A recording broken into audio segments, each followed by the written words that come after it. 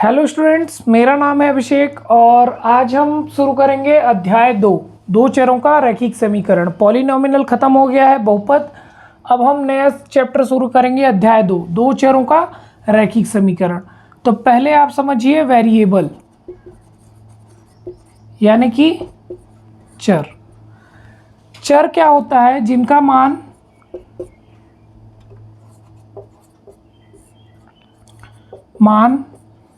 बदल सकता है।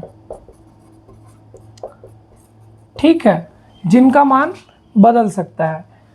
जैसे आप देखिए, कोई फलन लेते हैं f(x) बराबर 2x प्लस 7।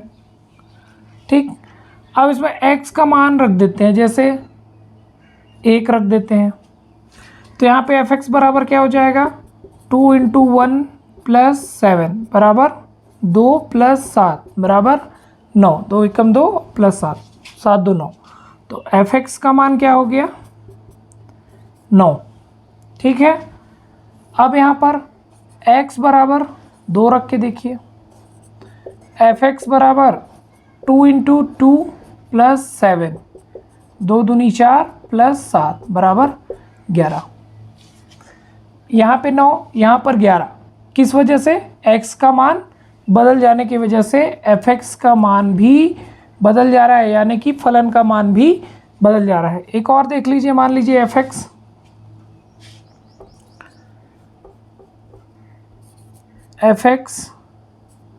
बराबर x बराबर 3 रख लेते हैं। f(x) बराबर क्या हो जाएगा? 2 इंटू 3 प्लस 7, 6 प्लस 7 13, 13 11 और 9। सब x के मान बदलने की वजह से फलन का मान बदल गया। ठीक है, समझ आया इतना?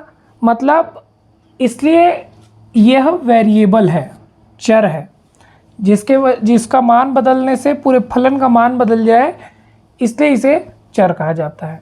ठीक है, अब देखते हैं। अब पाठ के अनुसार, पाठ का नाम क्या है? दो चरों का रैखिक समीकरण।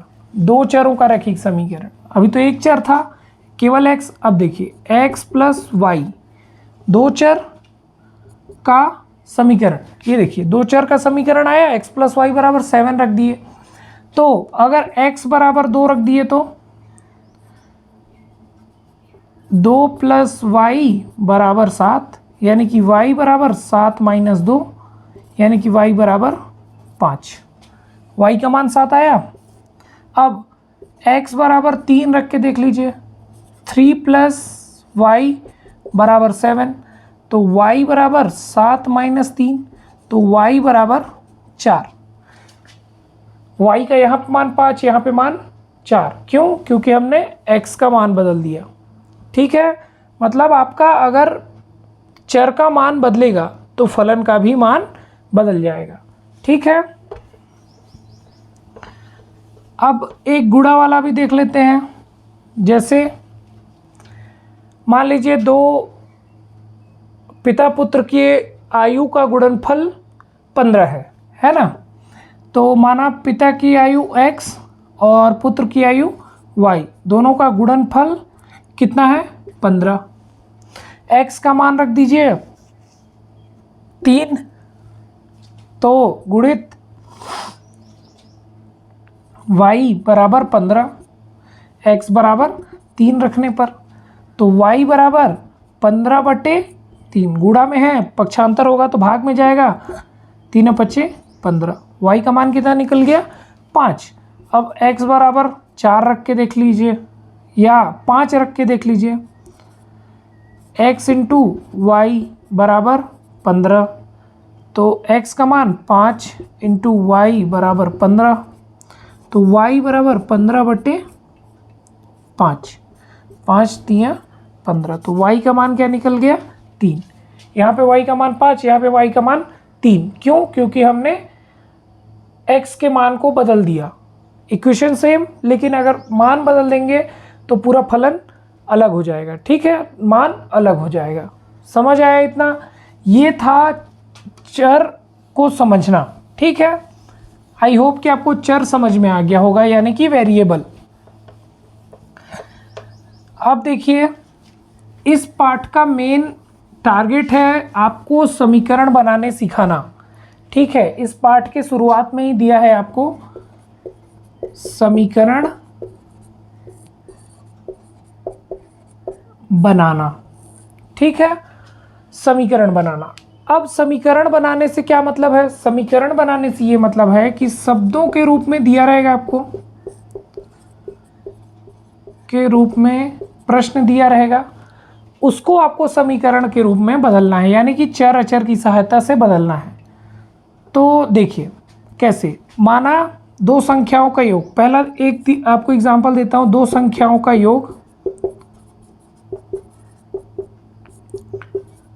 योग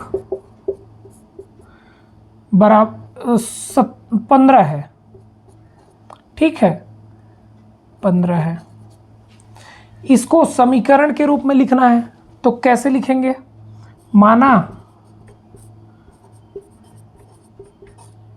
पहली संख्या बराबर 5, पहली संख्या बराबर यहाँ पर x, और दूसरी संख्या बराबर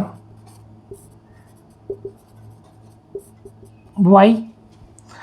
तो पहली संख्या और दूसरी संख्या का योग कितना है? 15। यही आपका समीकरण बन गया। ठीक है, दो संख्याओं का योग 15 है, मैंने समीकरण बनाना सिखाया आपको। ठीक, अब देखते हैं कोई और। इसी को ही देख लीजिए, माना पिता और पुत्र की आयु का गुणनफल 15 है। पिता और पुत्र की आयु का गुणनफल 20 है। ठीक है, तो माना समीकरण कैसे बनाएंगे? माना पिता की आयु बराबर x, पुत्र की आयु बराबर y। ठीक है, तो पिता की आयु और पुत्र की आयु का गुणनफल 20 है। यही आपका समीकरण है। ठीक, मतलब आपको समीकरण बनाने सीखना। ये छोटे छोटे समीकरण है। ठीक है, प्रश्नावली एक में आपको सारे प्रश्नों को सारे शब्दों वाक्यों वाले प्रश्नों को समीकरण के रूप में बदलना है। ठीक है, तो अगले वीडियो में प्रश्नावली एक देखेंगे। तो आई होप कि आपको समीकरण बनाने का बेसिक और चर अचर का बेसिक समझ में आ गया होगा, वेरिएबल नॉन वेरिएबल क्या होते हैं समझ में आ गया होगा, और समीकरण इक्वेशन बनाना समझ में आ गया होगा। ठीक है, मिलते हैं अगले वीडियो में। आज के लिए बस इतना ही। Thank you so much.